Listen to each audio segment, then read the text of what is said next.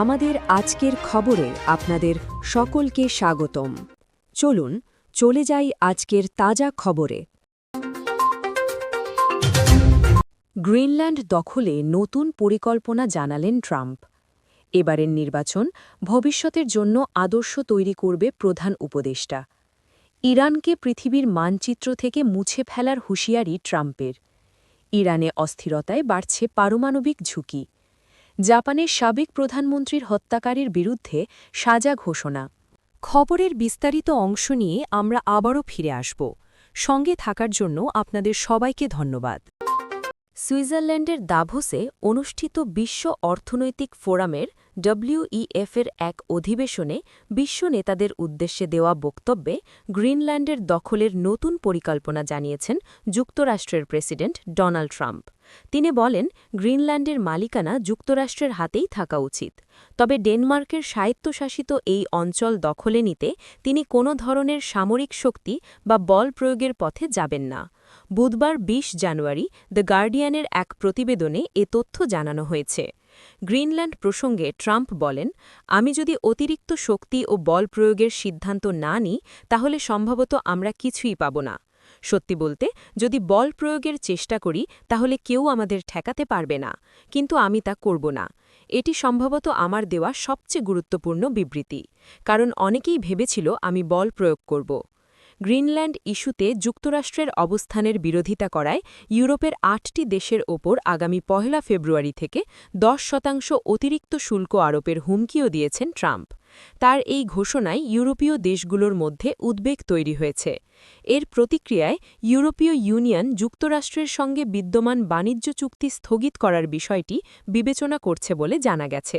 বিষয়টি দুপক্ষের মধ্যে বাণিজ্যিক উত্তেজনা আরও বাড়িয়ে তুলতে পারে বলে আশঙ্কা করা হচ্ছে। এদিকে ট্রাম্পের এই অবস্থানের ফলে সামরিক জোট ন্যাটোর ভবিষ্যৎ নিয়েও নতুন করে প্রশ্ন উঠেছে। ন্যাটোর প্রয়োজনীয়তার কথা স্বীকার করলেও সংকটের মুহূর্তে এই জোট যুক্তরাষ্ট্রের পাশে দাঁড়াবে কিনা তা নিয়ে সন্দেহ প্রকাশ করেছেন তিনি। বিশ্লেষকদের মতে, গ্রিনল্যান্ড ইস্যুতে ট্রাম্পের বক্তব্য ও ইউরোপের বিরুদ্ধে বাণিজ্যিক হুমকি পশ্চিমা বিশ্বে কূটনৈতিক সম্পর্কের ওপর দীর্ঘমেয়াদী প্রভাব ফেলতে পারে। প্রধান উপদেষ্টা অধ্যাপক মোহাম্মদ ইউনুস বলেছেন, ত্রয়োদশ জাতীয় সংসদ নির্বাচন যেন এমন একটি নির্বাচন হয় যা ভবিষ্যতে নির্বাচনের ক্ষেত্রে আদর্শ তৈরি করবে।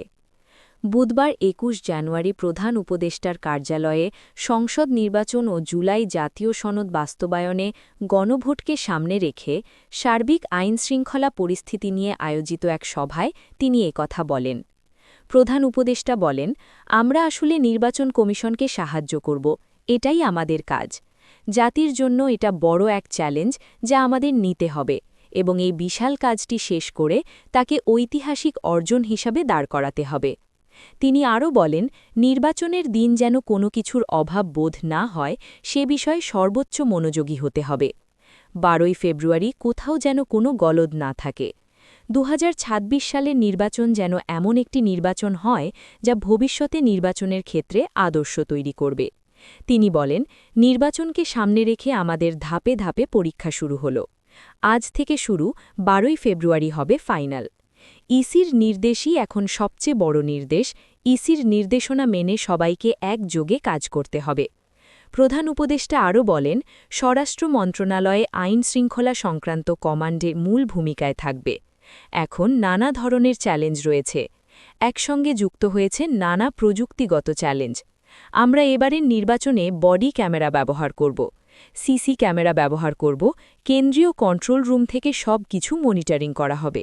দায়িত্ব পালনের ক্ষেত্রে বাহিনীগুলোর মধ্যে সমন্বয়ে যেন কোনোরূপ ঘাটতি না থাকে সেদিকে খেয়াল রাখতে হবে। তিনি বলেন, এবার নির্বাচনকে ঘিরে দেশ ও দেশের বিপুল সংখ্যক সাংবাদিক নির্বাচন কভার করবে এবং দেশি বিদেশি পর্যবেক্ষকরা বিপুল আগ্রহ দেখাচ্ছে। তারা বিষয়টিকে খুবই সিরিয়াসলি নিয়েছে।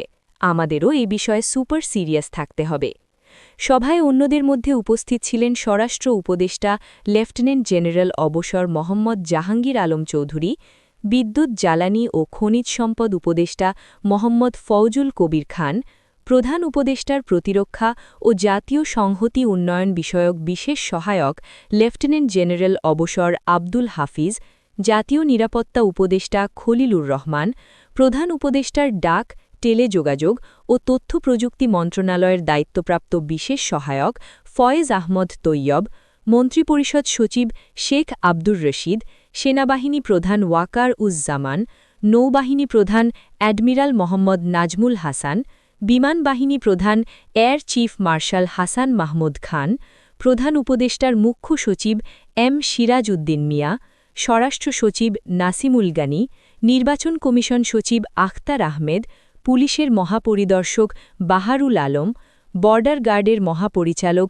মেজর জেনারেল মোহাম্মদ আশরাফুজ্জামান সিদ্দিকী, বাংলাদেশ আনসার ও গ্রাম প্রতিরক্ষা বাহিনীর বর্তমান মহাপরিচালক মেজর জেনারেল আব্দুল মোতালেব সাজ্জাদ মাহমুদ, কোস্টগার্ডের মহাপরিচালক rear admiral Mohammad Ziaul Haque, rapid action ব্যাটালিয়নের মহাপরিচালক AKM শহীদুর রহমান এবং বিভিন্ন গোয়েন্দা সংস্থার প্রধানরা উপস্থিত ছিলেন। ইরান যদি আমাকে হত্যার যে কোনো ধরনের চেষ্টা চালায় তাহলে পৃথিবীর মানচিত্র থেকে দেশটিকে মুছে ফেলা হবে বলে হুঁশিয়ারি দিয়েছেন যুক্তরাষ্ট্রের প্রেসিডেন্ট ডোনাল্ড ট্রাম্প। মঙ্গলবার ২০ জানুয়ারি মার্কিন সংবাদমাধ্যম নিউজ নেশনকে দেওয়া এক সাক্ষাৎকারে এ মন্তব্য করেন তিনি। বুধবার ২১ জানুয়ারি তুরস্কের রাষ্ট্রীয় সংবাদ সংস্থা আনাদোলু এজেন্সির এক প্রতিবেদনে এ তথ্য জানানো হয়েছে। সাক্ষাৎকারে ট্রাম্প বলেন, ইরানের নেতৃত্বে পক্ষ থেকে তার বিরুদ্ধে যেসব হত্যার হুমকি দেওয়া হয়েছে বলে অভিযোগ রয়েছে সেগুলোর বিষয়ে তিনি আগেই খুব কঠোর নির্দেশনা দিয়ে রেখেছেন। তিনি বলেন, ওদের এটা করা উচিত নয়, কিন্তু আমি আগেই জানিয়ে দিয়েছি আমার কিছু হলে পুরো দেশটাই যেন উড়িয়ে দেওয়া হয়। ট্রাম্প দাবি করেন, এ ধরনের হুমকি আগে দেওয়া হলেও তৎকালীন প্রেসিডেন্ট জো বাইডেন যথাযথ প্রতিক্রিয়া দেখাননি। এ প্রসঙ্গে তিনি বলেন, জো বাইডেনের তখনই কিছু বলা উচিত ছিল। কেউ যদি এমন হুমকি দেয়, সে প্রেসিডেন্ট হোক বা সাধারণ মানুষ, আমি হলে ওদের এত জোরে আঘাত করতাম যে ওরা বুঝে যেত। ট্রাম্প বলেন, আমার পক্ষ থেকে খুব স্পষ্ট নির্দেশনা আছে, আমার সঙ্গে কিছু হলে ওদের পৃথিবীর বুক থেকে মুছে ফেলা হবে। এদিকে ইরানে চলমান অভ্যন্তরীণ পরিস্থিতিও উত্তপ্ত। দেশটির মুদ্রা রিয়ালের তীব্র অবমূল্যায়ন, লাগামহীন মূল্যস্ফীতি ও খাদ্যপণ্যের দাম বৃদ্ধির জেরে গত ডিসেম্বরের শেষ দিক থেকে দেশ জুড়ে ব্যাপক বিক্ষোভ শুরু হয়। তেহরান সহ বিভিন্ন শহরে ছড়িয়ে পড়া এসব আন্দোলন দমন করতে গিয়ে বড় ধরনের সহিংসতার অভিযোগ উঠেছে। যুক্তরাষ্ট্রভিত্তিক মানবাধিকার সংগঠন হিউম্যান রাইটস অ্যাক্টিভিস্টস নিউজ এজেন্সির তথ্যমতে চলমান অস্থিরতায় এখনও পর্যন্ত অন্তত ৪,০২৯ জন নিহত হয়েছেন, গ্রেফতার হয়েছেন ২৬,০০০-এর বেশি মানুষ এবং আহত হয়েছেন অন্তত ৫,৮০০ জন। ইরানের কর্তৃপক্ষ অবশ্য এসব বিক্ষোভকে সশস্ত্র দাঙ্গা আখ্যা দিয়ে যুক্তরাষ্ট্র ও ইসরায়েলের মদদে অস্থিরতা তৈরির অভিযোগ করেছে। এর আগে ট্রাম্প বিক্ষোভকারীদের হত্যার ঘটনায় ইরানের বিরুদ্ধে কঠোর হামলার হুমকি দিলেও পরে তেহরান সরকার নির্ধারিত শতাধিক মৃত্যুদণ্ড কার্যকর না করার সিদ্ধান্ত নেওয়ায় তিনি তার প্রশংসা করেন।